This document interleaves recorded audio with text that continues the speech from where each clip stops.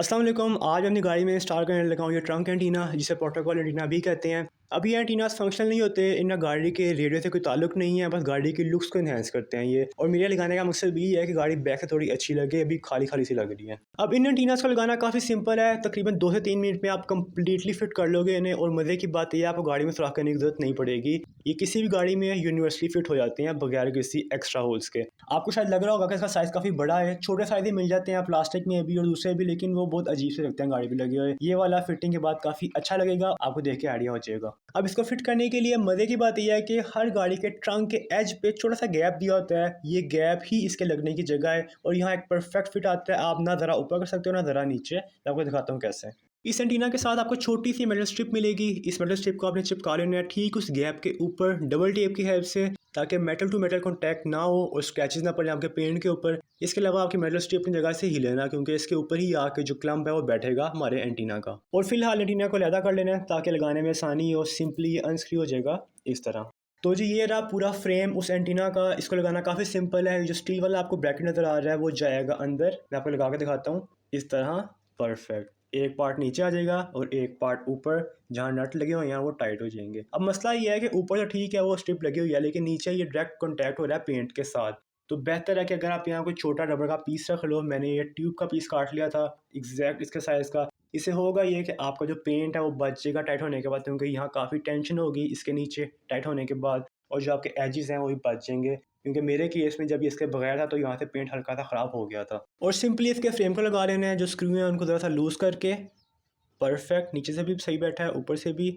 और जो इसके स्क्रू हैं उनको टाइट कर लेना है। पहले लेफ़्ट को थोड़ा करना है, फिर राइट को, फिर लेफ़्ट, फिर राइट, बारी बारी, ताकि यूनिफॉर्मनेस आए।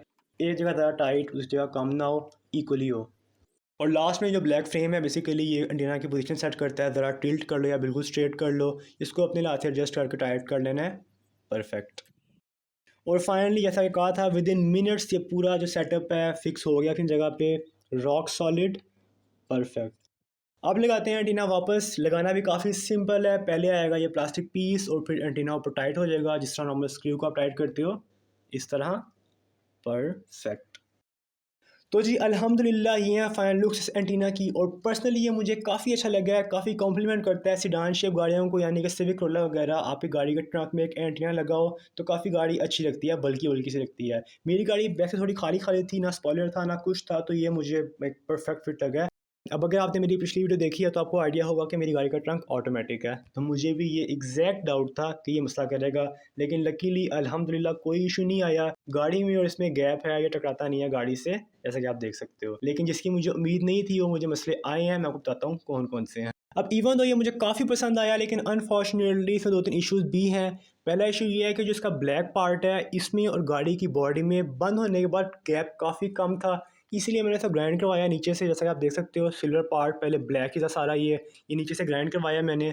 लेकिन अभी भी जो गैप है वो काफ़ी कम है, गैप है लेकिन कम है, इसलिए मैंने यहाँ एक प्रोटेक्टर लगवा लिया छोटा सा, ताकि अगर ये टच भी हो तो स्क्रैच ना पड़े गाड़ी की बॉडी पे।